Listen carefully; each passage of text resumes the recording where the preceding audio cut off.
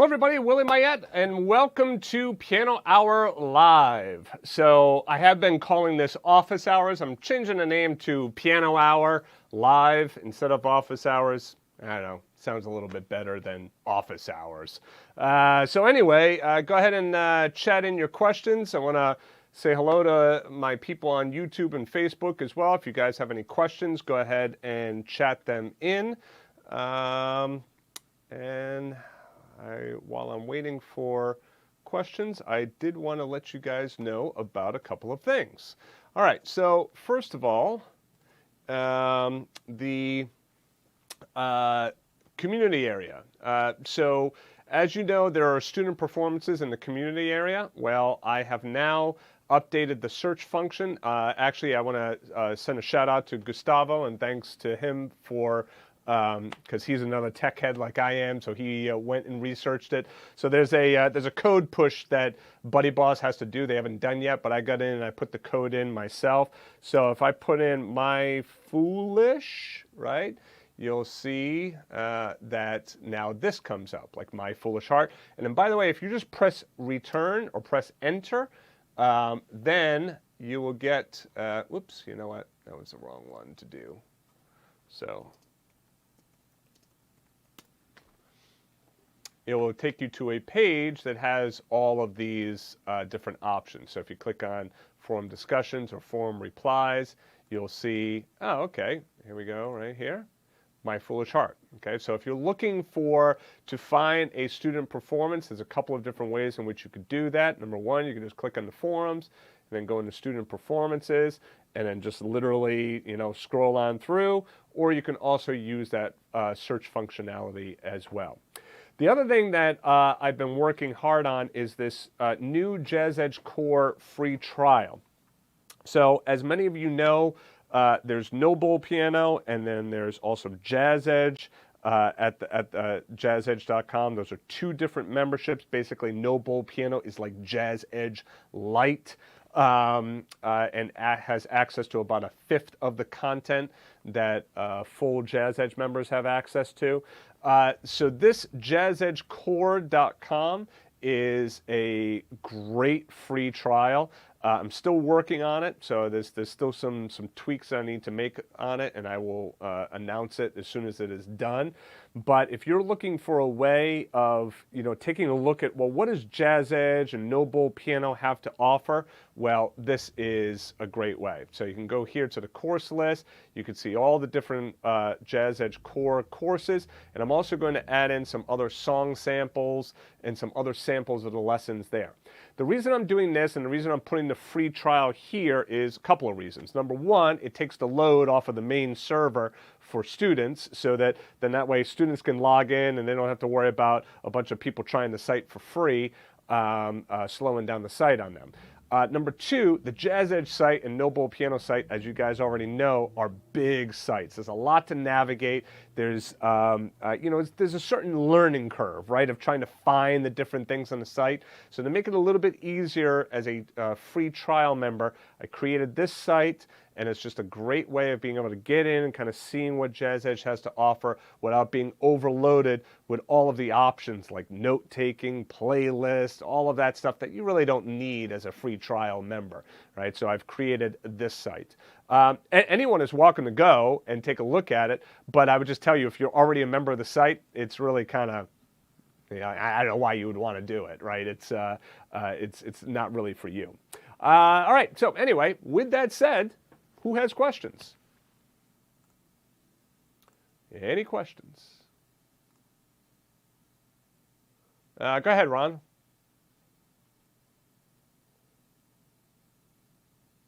You want to unmute yourself? Yeah.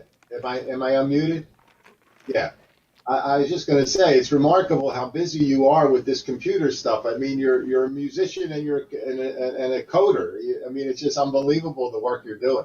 It's a lot of work. A lot of work. Unbelievable, really. I mean, it's just wow. And you just think about it, 10 or 15 years ago when you first started to learn how to code, where you are today. Yeah. Unbelievable. Yeah, I mean, it's and the other thing too is a lot of this. It's always changing. It's always changing. It's always evolving.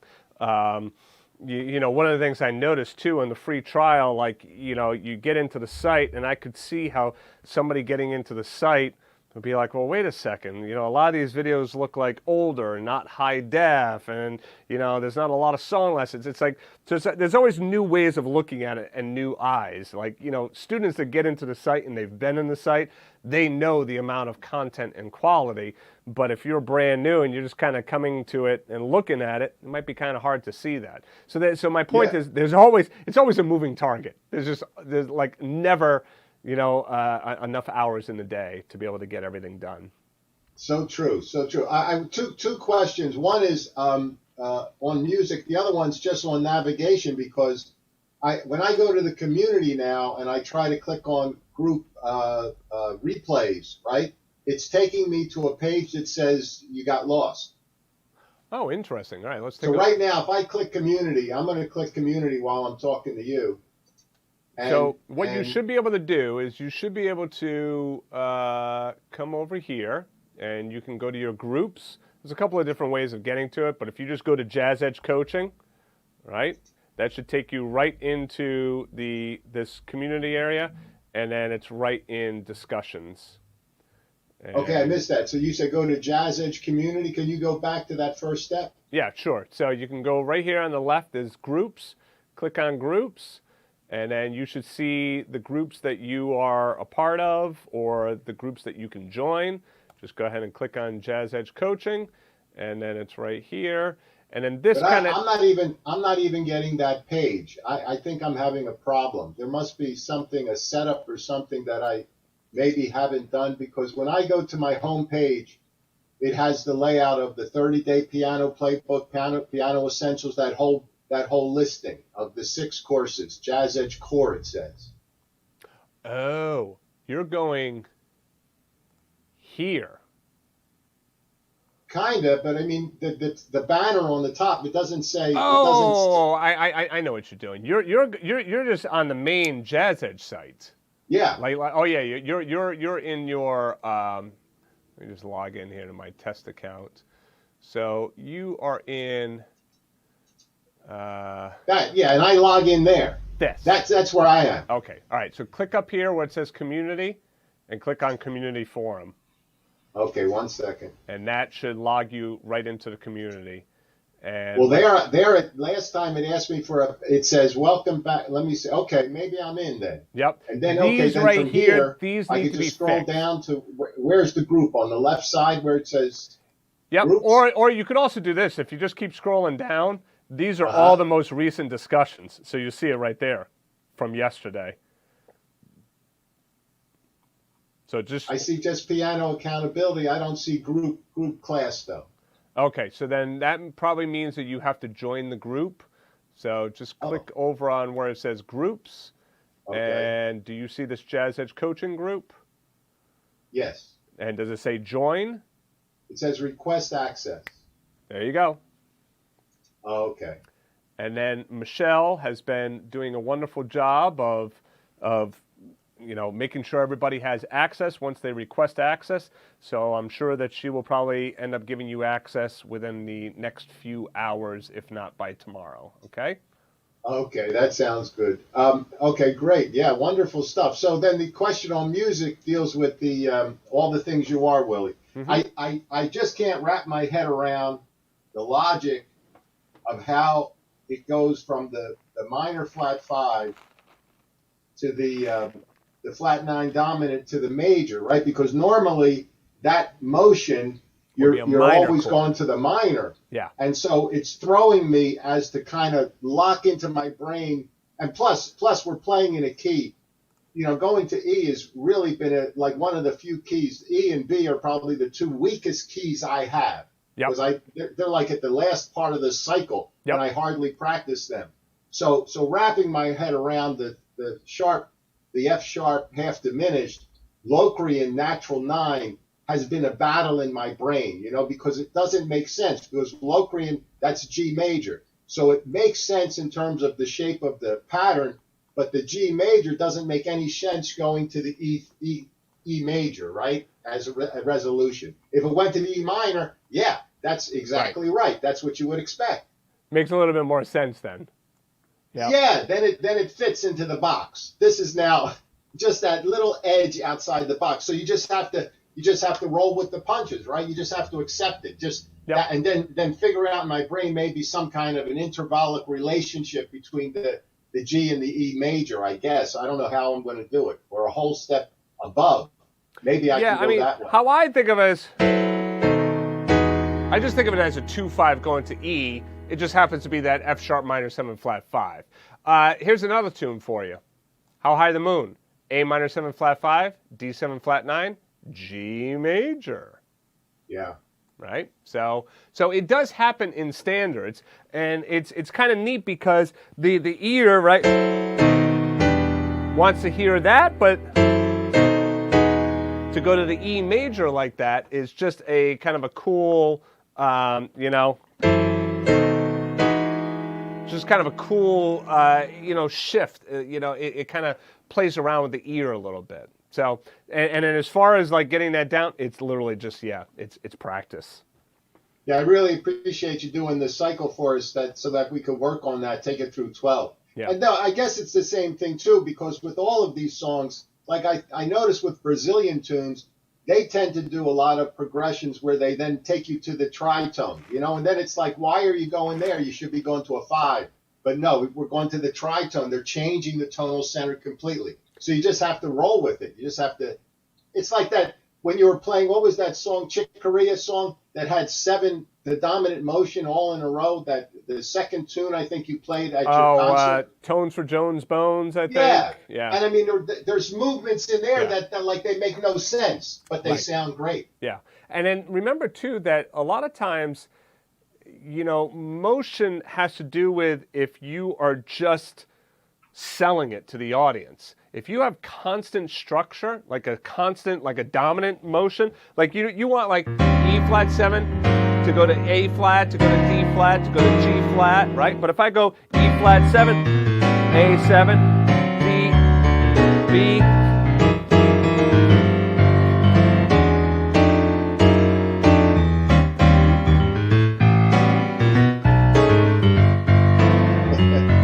right? So I can move that all over the place, and if I sell it to you, the ear will get used to it, right? So what you'll find is, especially as jazz got more modern, the typical that's where the chord is supposed to go kind of started to go out the window, and for good reason, because if we always follow where the chord seems like it should go theoretically, well, we're not going to have many different options available to us. But when we jump around like that and then force the ear into kind of following suit, and going along with us, then it creates some very interesting tunes. And then with the diminished chord in the last, what is it? The last part of the ending. So the diminished scale is the half whole, a half step above, right? So it's a whole half scale from that note, right? So diminished scale is you utilize a whole half diminished scale. So when you have a diminished chord, utilize that whole half diminished scale. We will be talking about that in an upcoming TCI. And then the two embedded diminished chords, seventh chords in the scale are just a whole tone apart, right? Half step apart. A half step. So it would be the B, and then it would be the C diminished on top of that? Yeah, it's just like having a B diminished chord and a C diminished chord. You put those together and you get that whole half diminished scale. Okay. All right, I got to move on to make sure I answer everyone's question here. John asked, Willie, I know your dad was your first piano teacher when you were growing up. Was there a time when you focused almost exclusively on learning classical music and went through music books like John Thompson? What's your view on that traditional approach? All right, so my dad taught me, but never really utilizing any of those books. We had some of those books, and I went through some of those books, but kind of went through them kind of spotty, never really actually went through the John Thompson books. But we did have it. And he taught me just a little bit from it, but not like all the way through. I don't think there's anything wrong with those method books. The problem with some of those older method books, though, is they're very stiff, right? So if, homeschool piano is like a method book, right? So homeschool piano was designed to be a piano method more for the 21st century. And what I did is you're still learning to read and rhythms and chords and all of that you might get from a traditional method book, but it's also teaching you improvisation. So any method now that's teaching piano, if it doesn't include some element of improvisation, then I would consider that a more antiquated method, right? So most newer methods today have been bringing in more and more improvisation. And then, yeah, so hopefully that answers your question, John. Thanks, Willie. You got it. All right. Jody, lately when I practice, there are days when I dig deep into one or two tunes and don't do anything else. I find it very rewarding, but there's a little bit of guilt about not sticking to the program. Your thoughts? And Marilyn, you said same happened to me as well. Oh, I think you might mean about the group, so you just have to request access. So remember this. I've said this before, and I will continue to say it because it's important to say. These are your lessons, so you do with them what fits well for you. So if you're looking for direction, then follow the program. If you have an idea of like, oh, hey, look, I want to do this, and I want to focus on some tunes for right now, then focus on that, right? There's nothing wrong with that.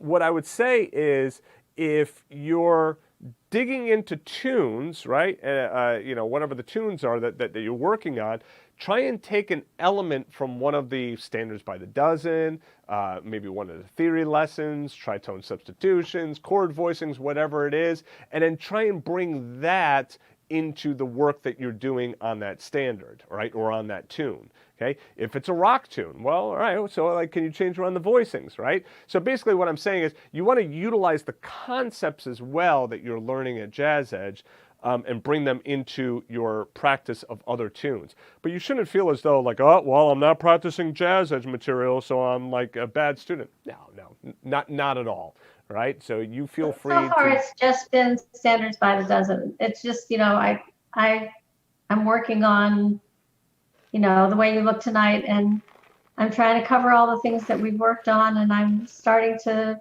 get a feel for it. And by the time, I'm ready to move on to the next lesson, it's been a half hour, and, I don't always do theory, technique and stuff first. Sometimes I do a little bit of that and then go on to do some tunes just because it's dry, you don't want to do you need to get yourself excited. Yeah.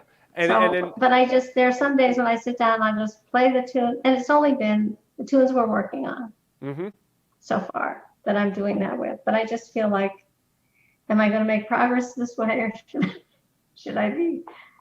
Well, again, thank you. That's you answered. Right. So again, the way that I've designed my program is foundational, right? And the foundational is rhythm, reading, technique, that kind of stuff.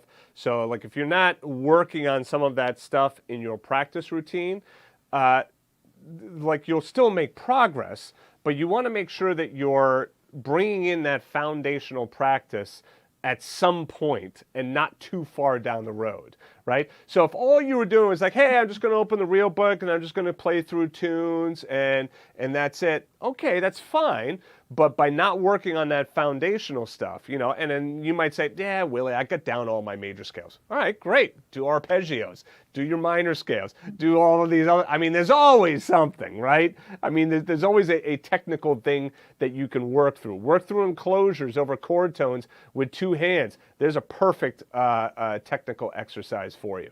But the point is, as long as you're bringing in those elements, that foundational element into your practice at least every couple of days, then you'll be fine, right? But if you just completely just go off into the weeds and it's just like, oh, all I'm going to do is just play these tunes, that's okay, but you might find that your improvisational technique starts to lack because you're not keeping that up, right? But you don't have to do, like, it's not like every time you sit down, you're going to start with scales, right? So, like, I offer suggestions, but it's not that you have to do exactly that same, thing every single time that you sit down and practice. The main thing when it comes to practice is, how do you feel? What's your motivation level? Because motivation, that's the killer, right? So you could have access to all of the best material in the world. Okay, so you take whatever the best teachers, the best pianists, the best whatever, and just like they're like, here you go. Here's all of that information. Great, and you're working through it. But if you find that, like, man, like, yeah, even though I'm learning all these super incredible chords and everything, I'm just not motivated. Okay, well, that's the killer to practice. So it's not about the material, it's about the motivation, right? So you want to make sure that if you're happy doing what you're doing and you're feeling motivated about it, then great. If you're doing it, but then you're kind of feeling like, oh, am I missing out on something? All right, well, then maybe you have to, you got to think about that. But the main killer of practice is motivation, right? So you want to always be checking that. How am I feeling about what it is that I'm doing? Am I happy with what it is that I'm doing? If I'm not happy with what it is that I'm doing, then do exactly what you just did. Ask me, I'll give you some different suggestions.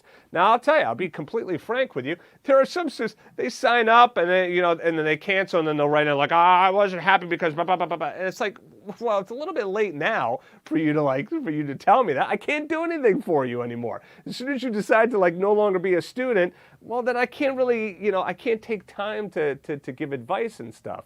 So it's the kind of situation where always be aware of how you're feeling about your piano practice and then communicate it. So if you're happy doing the tunes, go ahead and do that. But if you feel as though you might be missing out on something technically, or that you're not doing that technical work, then you might want to throw in some of that. But maybe what you do is you flip it around. Maybe start with the songs first and then do the technique later. The reason I say do the technique in the beginning is because typically when most students, 99% of students, when they flip it around, they do all the fun stuff first. By the time they get to the technique, it's late, or I gotta go, and they never end up getting to that technique. Does that make sense, Jody? Yeah, that's good. All right, good. I haven't thrown the technique away. I'm still doing it. Good. Thank you. I figured you would. Gustavo, any update on Pace coming out? Will there be a weekly course at first like TCI? Yes. We will be doing weekly stuff, with Pace as well. It's going to be pretty much just like TCI. It's not going to be weekly, though. It's going to be bi-weekly for the PACE program. I had every intention of trying to get that out this week, but there was a ton of stuff that had to get done, so it's going to have to get pushed to next week, but I promise you it will be coming out next week, all right? So you have my word, next week, the Piano Accompaniment Essentials first lesson will be released, and probably what I'm going to do is I'm probably going to stagger it. It kind of makes good sense now. So like this Friday is TCI Exercise 26. Next Friday, I'll do Piano Accompaniment Essentials number 1. All right, so you can bank on that. You'll see it next Friday. Let's see, what else? Lloyd, as a Noble piano member, I'm having trouble seeing the material that's available to me. Is the best way to go on a Noble first filter material is looking for the scale tricks I found and piano accompaniment for rock, which I didn't find, but maybe not available to me, that you mentioned last week. Yeah, so that's the other thing that I'm trying to like really kind of get better at, is figuring out how to show all of that stuff to you. But all right, so if you go into the site, when you go up into lessons, if you click right down here, see this is Jazz Edge Lessons, this is Noble Piano Lessons. So if you click on this, it is going to show you all Noble Piano Lessons. And you'll know that it's a Noble Piano Lesson because right up at the top it says NBP Lesson. Okay? And then if you want, you could do List View, and you can find it all right there. Okay? So you can scroll through each of these And these are all the lessons available to you as a Noble Piano member. And you can also see it right up here. Noble Piano only. It's kind of hard to see. Noble Piano only lessons. Okay, all lessons. Right? So Willie, when you say lessons, that would include any courses or anything else that's available? So courses, right there. Or are you making a distinction? So right here, go to courses. Right? So it says Right. courses up top, and right down here, MBP courses. So if you click on that, and then now it will show you Noble Piano courses. And you'll see here, Jazz Edge / Noble Piano courses. Right? Okay, so there's no one spot where everything would be listed for Noble Piano, let's say?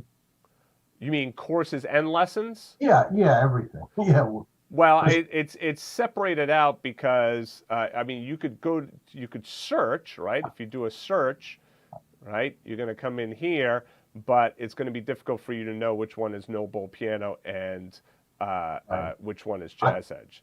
This started because I was trying to find that piano accompaniment for rock, and I couldn't find it. I did searches, and I'm thinking maybe it just wasn't available. What was the name of the lesson I gave to you? It was called, you mentioned piano accompaniment, and then it was for rock. Yeah, I guess. Oh, you know what? I know exactly what you're talking about. Piano accompaniment essentials is starting with rock. That's probably what you heard. So next Friday, when I release that piano accompaniment essentials, the first lesson is going to be a rock-based lesson. Okay. So, and is that available to Noble? It's going to like the first lesson or two will be available, just like TCI and Standards by the Dozen. Got you. Okay. So on your dashboard. That's why I couldn't find it. Right. Yeah. Thank you. So on your dashboard, I'll just show this to you quick, right here. So once that gets released, it'll be right up underneath here. Okay. Okay. And then as a Noble Piano member, again, this is kind of small, but you probably see this probably says limited access, right, on each of these. Okay. Whereas on this account, it says full access. Okay. And then just a quick reminder, Jazz Edge Core. This is just 6 courses that work extremely well together. They really kind of tie in nicely together, and you literally have hours and hours of content just right there in those 6 courses. But by no means should you feel as though, hey, look, that's the only 6 courses I have available to me or the only 6 courses I should be doing, right? So you're more than welcome to come up to courses and then click on Jazz Edge or Noble Piano courses. And if you want to find a specific lesson, then you can do it this way as well. One thing I need to do is I need to make it so that when searching, so like, this, I need to make it so that you know on this search, well, is that Jazz Edge or Noble Piano, right? And so that I need to fix. Okay, I need to figure that out. I did, just to let you know, do an update. So I'm typing in for like tritones, TRI. See this right here? Now you could see, oh, show me only courses that have that in there, right? And if you want to see all of that, unclick that. Oh, show me just lessons with that in there, right? Now, bear in mind, TRI, I'm going to get triplet as well, right? So if I put in tritone, okay, so lessons. If I unclick that, show me just chapters with the word tritone in it, okay? So this filtering here will just kind of help you out a little bit more. Okay? All right.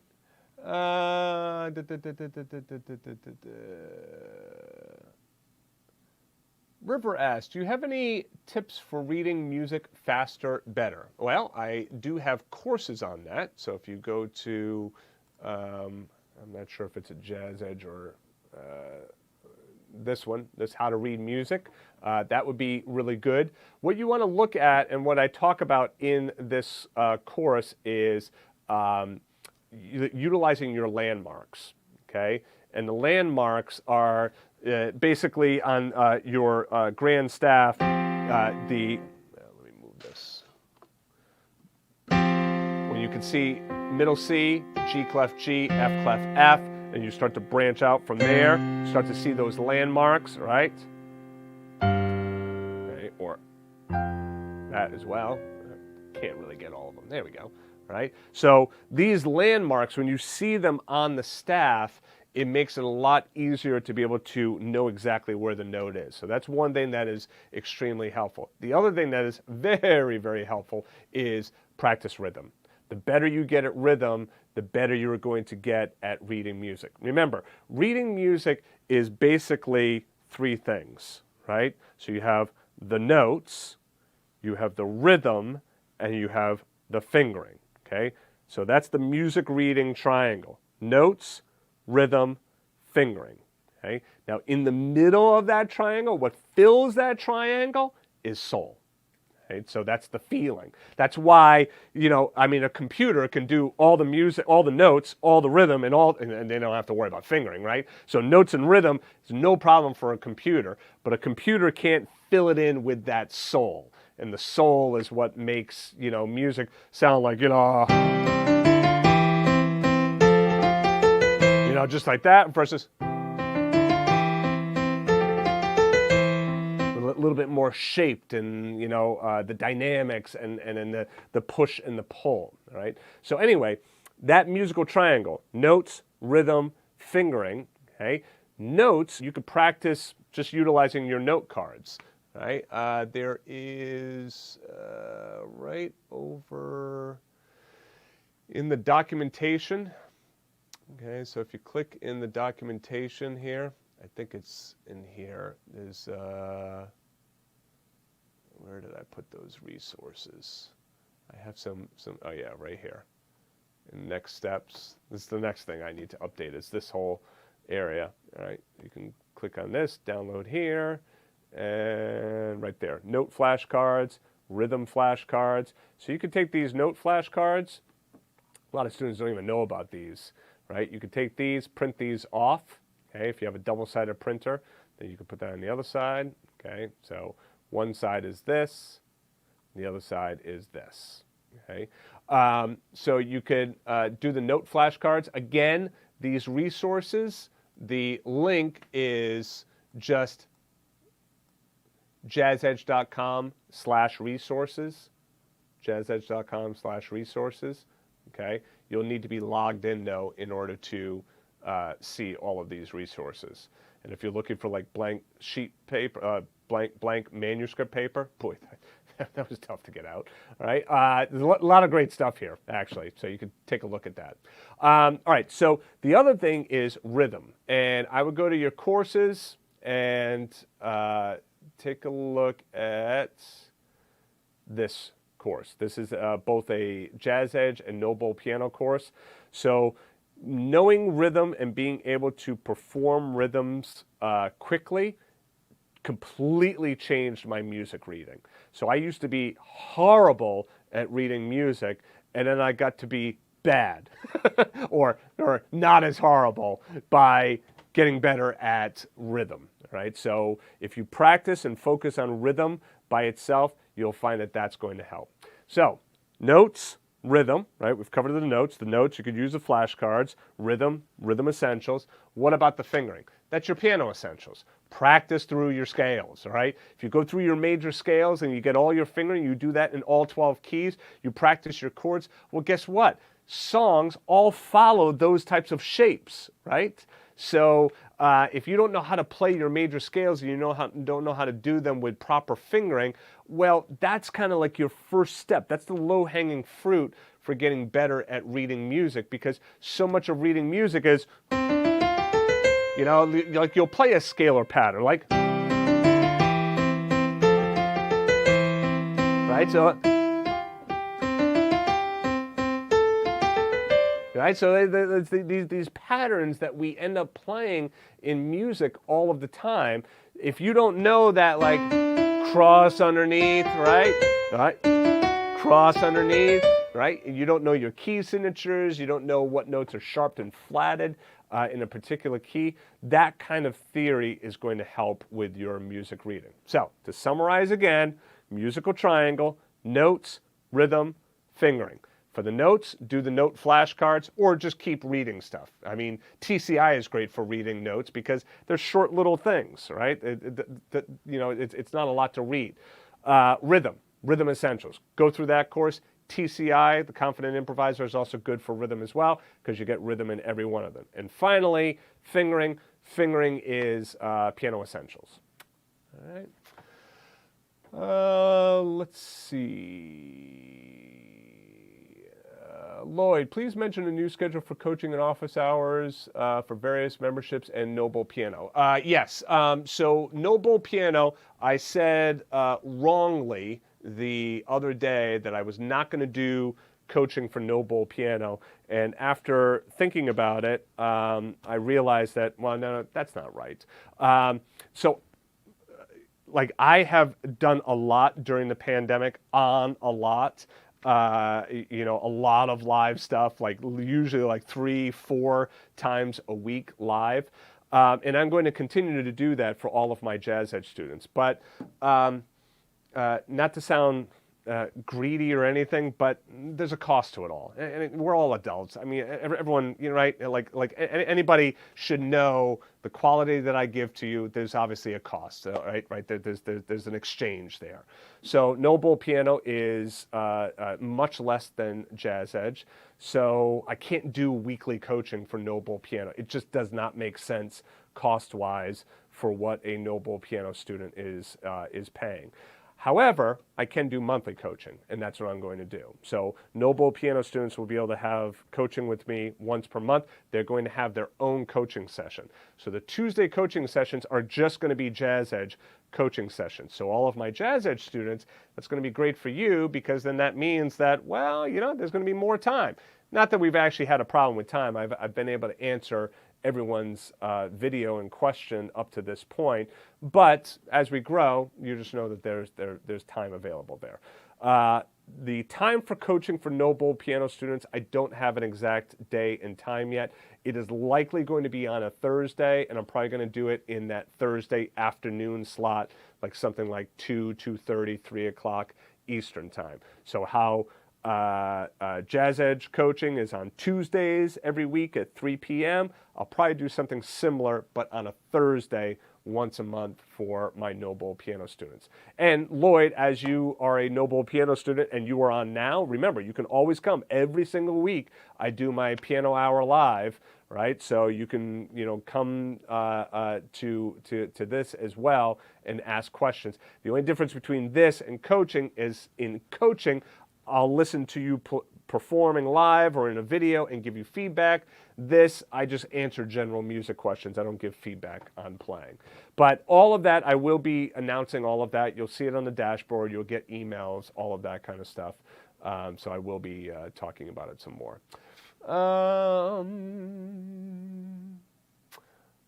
Good suggestion, Jude. It's a lot of fun to try and sight sing an unfamiliar melody along with reading the notes. Yeah, very nice. Rena, a couple weeks ago I injured my wrist. I'm really missing playing piano. I tried for about 30 minutes a day and it went okay for that amount of time, except for some of the chords that hurt, longer reaches. If I try practicing little bits like this but avoid those chords, am I just teaching myself to play things wrong? Suggestions. All right, so again, really important. I'm not a doctor, but I can tell you that I've been on this planet long enough. I've hurt my arms as well from time to time. And I will tell you that smart practice is a great way, I have found, of recovering through an injury or working through an injury. So if I hurt my arm or something or my wrist or whatnot, if I do like smart practice of practicing scales or something, chromaticism, whatever it is. All right, so like practicing those scales and doing them nice and slow and really taking the time to think about posture and grab and all of that good stuff. I find that that's actually very therapeutic, and one of the reasons I would say that it is because when you're moving your arms and your fingers, you're getting blood flow. Blood, we know, helps to heal, so the more blood and oxygen you get into your extremities, the faster it's going to heal. But I have to say I'm not a doctor, so always check with your doctor first. Now, as far as getting better at playing it wrong, that depends. If you are normally, I don't know, let's just say, let's take a try. Let's take this, C7. Now, let's say this is the way you would normally, utilize these fingers. Let's say though, for some reason, like you hurt your thumb and you're like, let me play the chord like this now, right? Without my thumb there, then I would say, no, don't do that. So if you're having to alter what it is that you're playing and like really alter it, like instead of playing a triad like this, you're doing like that, like using 3, 4, and 5, no, you don't want to get yourself used to playing something wrong like that. So if you're literally having to change it and play it as you know to be wrong from a finger standpoint, then no, then I would say just back off of that.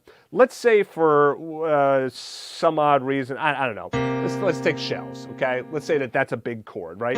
So you can't hit the shell, right? So, but instead you can hit root 5, right? Or you could hit the root 3.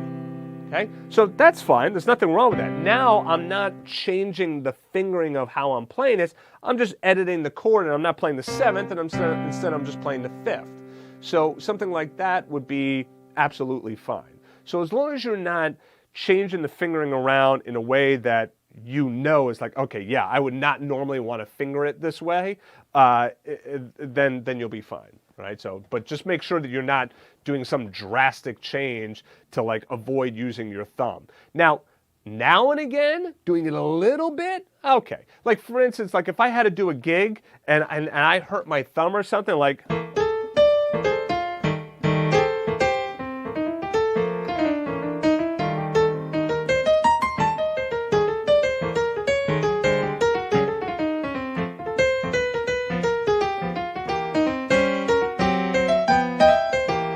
so I might just do stuff like that, using guide tones, using 3-note chords, and then play my thumb at all there, right? So, because, the show must go on.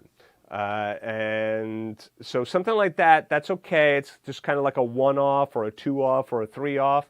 But if it's going on for weeks and you're actually editing, fingering in a drastic way, I'd say be very careful about that. And if you need more help on that, join me on coaching and I'll take a closer look at what it is that you're doing.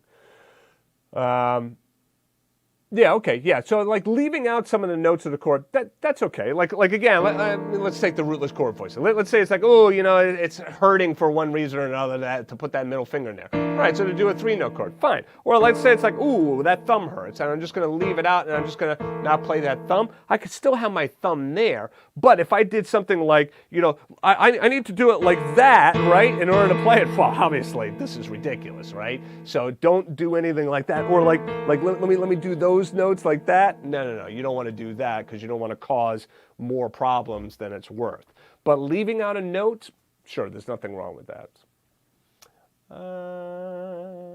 Let's see here. Hello, David from Indonesia. Thank you for joining.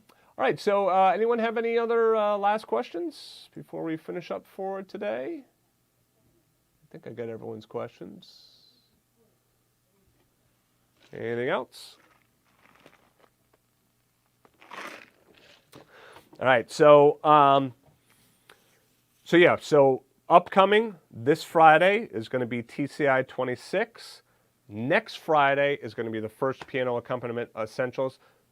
I swear, all right? It's most definitely going to get out there, right? Just been really, really busy, so I apologize, but it is going to be there. And Lloyd, I will be working on trying to clean it up a little bit for you, the search and everything, make it a little bit easier for you to be able to see kind of a bird's eye view of everything that you get for no bowl piano versus jazz edge.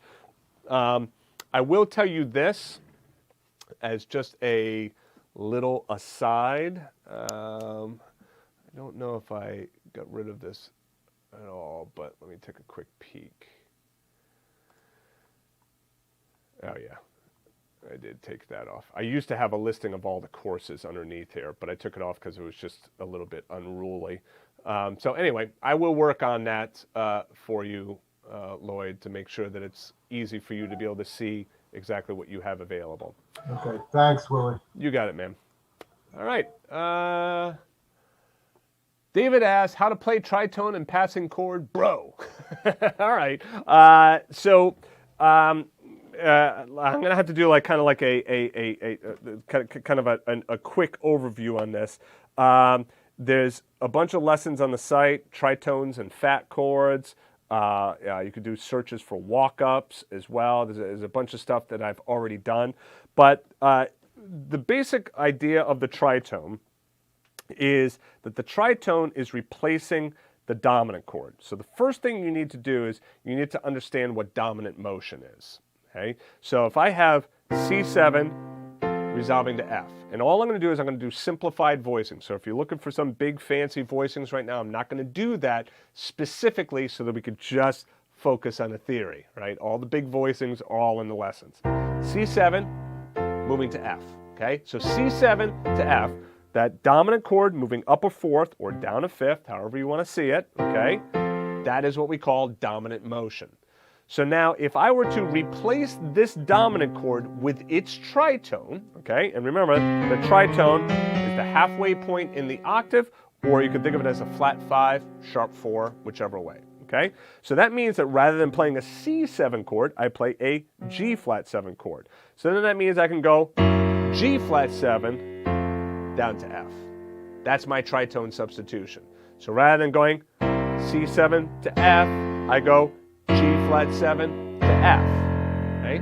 So let's take, let's do this. I'm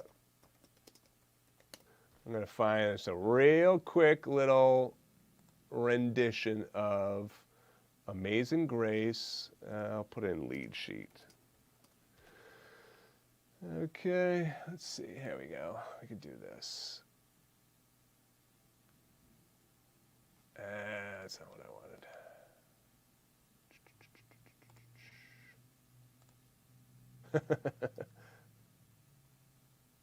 Yep, that ain't gonna work.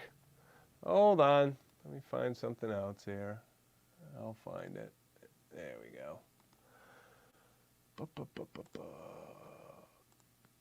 All right, that'll be good enough. Good enough. All right, so here we have this G. This is going to B over G.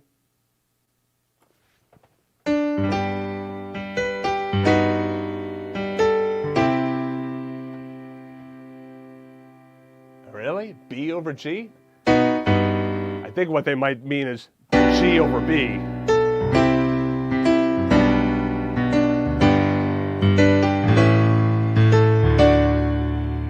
Gotta be careful. What do you find online? Sometimes there's some funky chords here, but it's kind of cool. It's a good way of kind of getting better and making sure you really know your theory.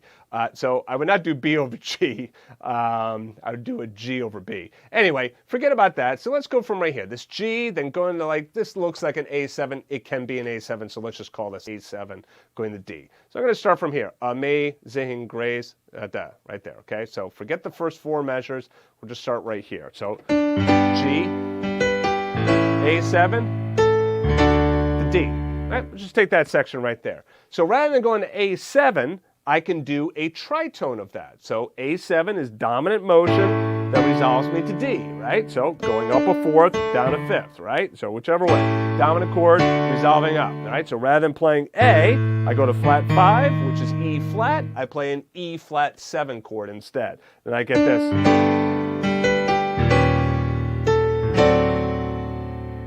Okay. So here I'm playing an E flat 7, and I'm playing the sharp 11 in there because it's a B natural in that note, okay? So now, whether or not you like the tritone there, well, that's a whole nother story, right? Sometimes it sounds good, sometimes it doesn't sound good. Let's keep going here. I'm not sure if we could do it anyway.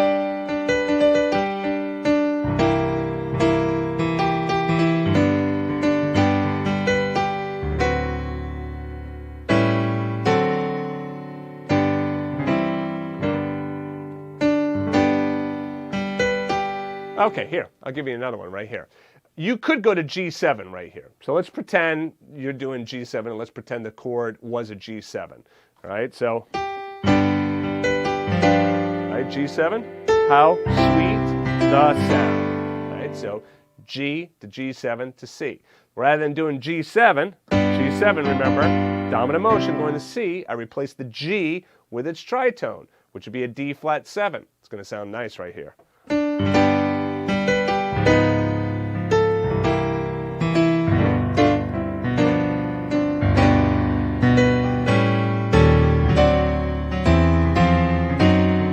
Now, you were asking about walk-ups, right? Or passing chords. Well, that's kind of like also a lot of that.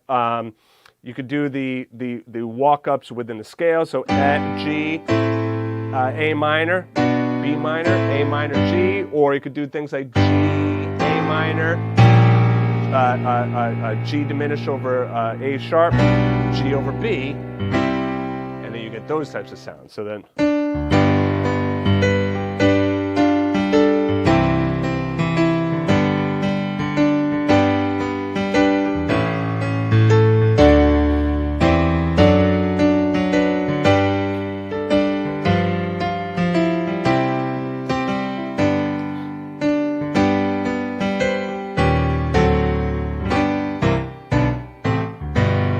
walking down from the C, B minor, A, G. Or what if I did?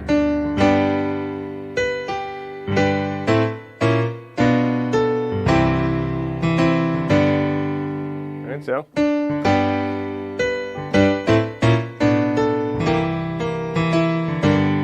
And sometimes you're going to work out how it's going to work in there. But that's the basic idea, is that you're utilizing those slash chords or just kind of like doing these walk-ups. The passing chords typically are, you could think of them almost like a lot of times as dominant chords or also as alternate bass chords. So, right, so like, you can think of that as a passing chord.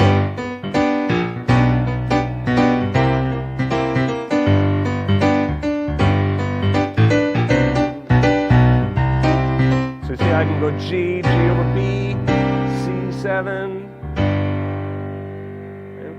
So anyway, like I said, that's just a real quick overview, because obviously that's getting into like actually teaching a whole lesson on this. But that'll give you something to kind of, play around with.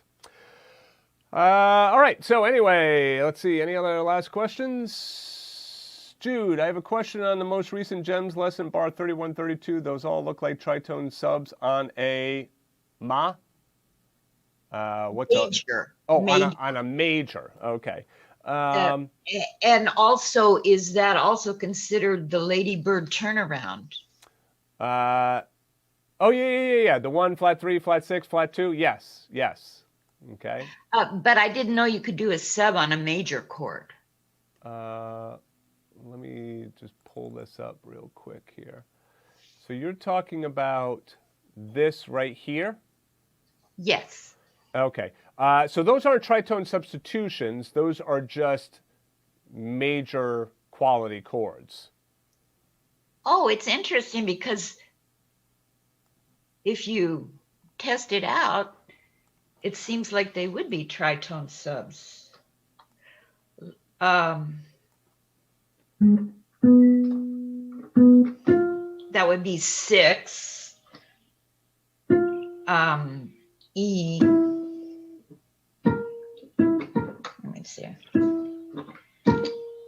2. The E would be 2. I'm not sure where you're getting the tritone sub, though. Like, what is this a tritone sub of?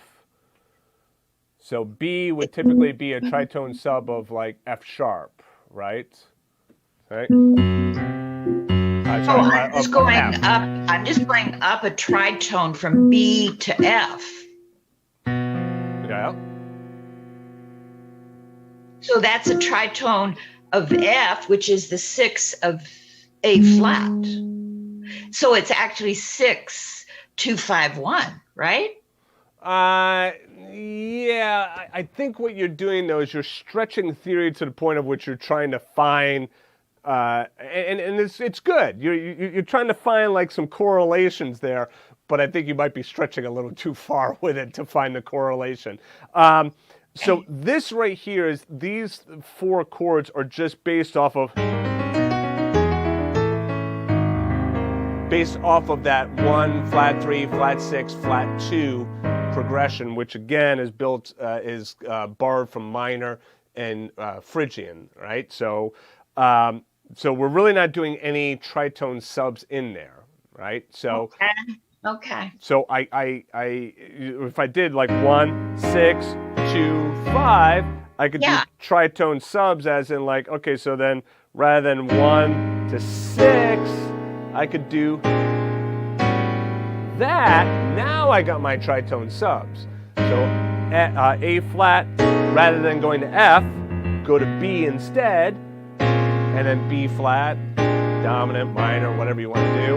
And then rather than going to E flat, I could go to A. There's my tritone sub. Okay. Okay, so.